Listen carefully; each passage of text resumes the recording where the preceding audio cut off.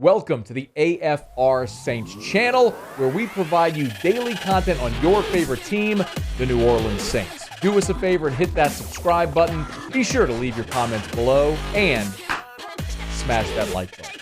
Who dat? Hey, man, I want to start. It is NFL kickoff week. Saints are going to open up in Atlanta against the Falcons. Who do you have in the NFC South? Tampa Bay. Okay. Still, I do. I always, if things are equal or feel close, I always take who I think the better quarterback is.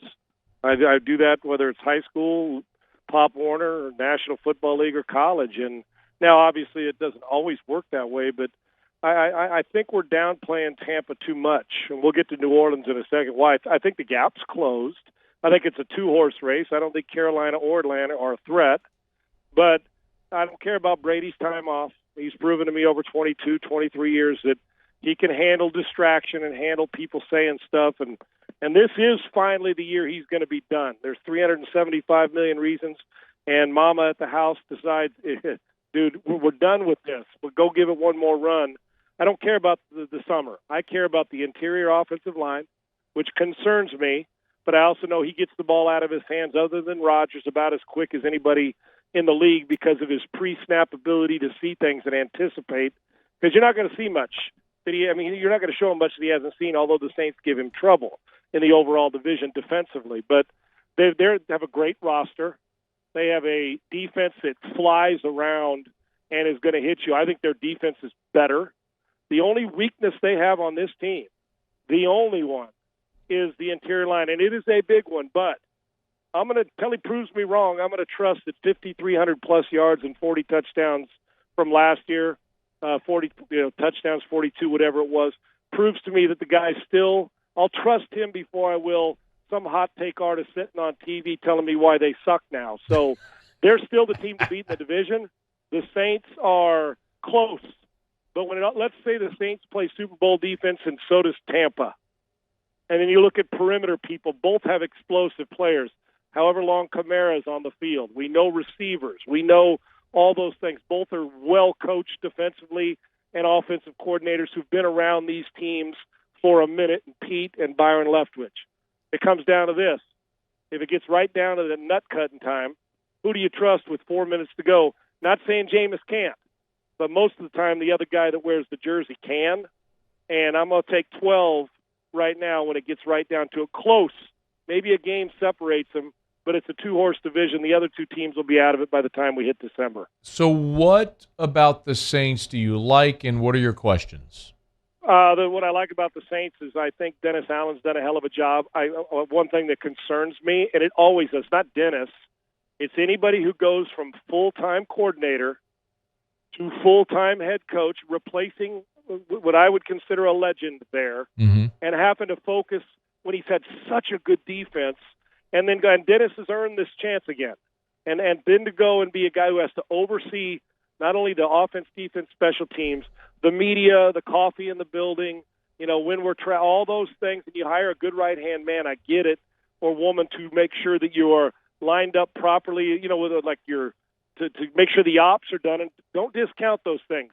It's tough to do both, especially early. I think Dennis can, but now you got to worry about, I trust the offense. I'm going to stay away. It's like Lovie Smith here. Defense coordinator, head coach going to do both. And I know he's got a guy, but when you oversee what you've done, you still think defense. And how will he approach the offensive side of the ball and let Pete do his thing? So I love their defense. I love their perimeter people and their specialists. I love the moxie, and I think they pose the biggest problem to Tampa in this, not only in the division, but maybe defensively in the NFC, because they understand how to play it. But I don't have a lot of concerns. I just don't know what Jameis Winston's showing up. Injury, turnover guy, touchdown machine, protects it well last year before he gets hurt, and then all of a sudden, is he still have the guts to take the shots that we know he took in Tampa, as I've mentioned before, and still protect the football? We know what we're used to in New Orleans. We're used to great horizontal football, protect it, high completion percentage, play some defense, and then go explode and have all kinds of yards and touchdowns. Can he do that but still take the vertical shots to stretch the field that I want him to take. And so when we say, well, do you think he's a good player? Hell yeah, I think he's a good player. Is he always a great decision maker? That answer is no. Is he a guy that I trust more than the guy in Atlanta, whether it's Mariota or a draft pick? Or right now, there's some similarities on protecting the football with Baker as well. So I don't know who's going to show up. If I get half of Tampa and half of New Orleans and put them together, New Orleans can win the division. All the rest of the situations are really good. Dennis back to being a rookie head coach here, not the first time in the league, but a rookie head coach, managing what you want to see on defense and an overall picture of your team. I think there's some people that are underrating the Saints, and I think some people are highly digging the Tampa Bay Buccaneers grave way too early. I like the Saints. I've talked to a couple people that don't even have them making the playoffs, and I do. I have them as a wild card team because I think their defense is good enough and their perimeter people to hang around if Jameis plays smart. But I want him to have guts this year without throwing it to the other team and see how fully healthy he is. Sean, Saints won 9 games a year ago. Vegas has their total at 8 this year. You going over or under the 8? I don't know how. Listen, Vegas is they build hotels and air conditioning casinos for a reason.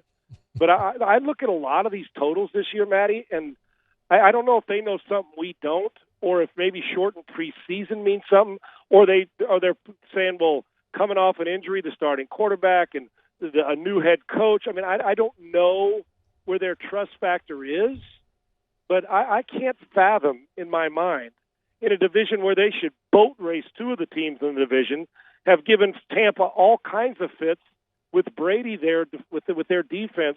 That you're telling me this is an 8-9 team? Vegas is looking now. I may not be the smartest or the sharpest tool in the shed, but I damn well can tell you the roster says 10 wins. Yeah. And if you're lucky, it's 11 now. If you get a bunch of injuries and Jameis plays average, well, then the roster may say 8 wins. But I don't, or the record may say 8 wins. But I don't look at that roster and 8 wins. And then you also tell me that, like the Giants, I saw Vegas Giants, the Jets at 5 and 6 wins. You're telling me those 2 teams in their divisions are better than this? This is a 2-division race. I could care less what Vegas says. To me, if the Saints are an 8-win team, you and I ought to meet halfway walking between Baton Rouge and Houston and throw a party for the people and raise money for charity. I just have a hard time believing that. I know schedule-wise, I don't believe they're 8 wins. I just don't. I agree. I think you and I are probably this. I have them 10-7 in a wild card is where I think they are. 100%. That's exactly where I got them. How do you think they do this week? They're a 5.5-point favorite in Atlanta to open up. How do you see that game? Because Atlanta's got a lot of changeover there as well. I think if you just make sure that you take away Pitts, who I think, Matty, and I'm sure you do too because you study this game hard, Kyle Pitts is going to be a freak show in the league. Yeah. Okay, he just is. I'm under the Belichick philosophy. They don't have a ton of weapons. Now you add Drake London, but he's a rookie. Now if Ridley was there and say they make a few plays, they could dynamic offense. They've got some players, but I just don't see how their quarterback yet. If you make sure he doesn't kill you with his feet as well, then with the defense the Saints play, if I was gambling right now and saying 5.5 points, I'm taking the Saints. Okay. Period. To cover that, I'll give you those points. And like I said, it's early, and I know that the point spreads are a little different in the first week of the season in both Saturday and Sundays.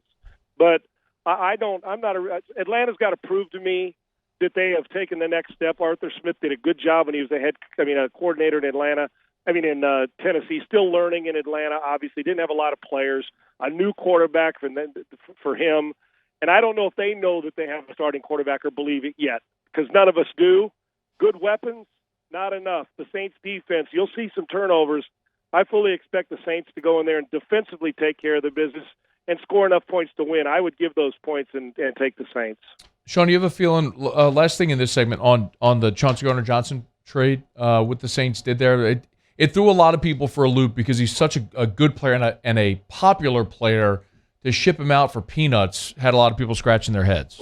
Yeah, to me, I still don't understand the league sometimes about getting away core players that not only people like, but I know the negotiations didn't go the way they want, but guys that matter, and in a league that's quarterback driven. Now the Saints do have some youth and some really active players in the secondary. They're good. There's no question. They felt he was expendable for the money. but one team's loss is another team's gain. I think it helped upgrade Philly. He's got a chance to play a lot there as well. That team, in my mind, may have jumped to the forefront as a favorite in their division. They're going to battle Dallas all the way to the end, and they may be a better roster overall if the quarterback keeps up. So I think it's a loss for a lot of reasons, but I trust that Dennis Allen knows through all this in the organization that we have enough bodies to move around, because he could play nickel and play safety. And I think both teams will be okay because of the depth. I just don't like giving players away for an apple and a roadmap. And I think we do that a lot in the NFL and come back to get you. I'm not sure that the New Orleans is going to love this, but I trust the fact that they've got enough depth there to make up for that. But it's a definite upgrade for Philly. Hey, thanks so much for watching. Please leave your comments. I love to interact, and be sure to hit the red subscribe button below.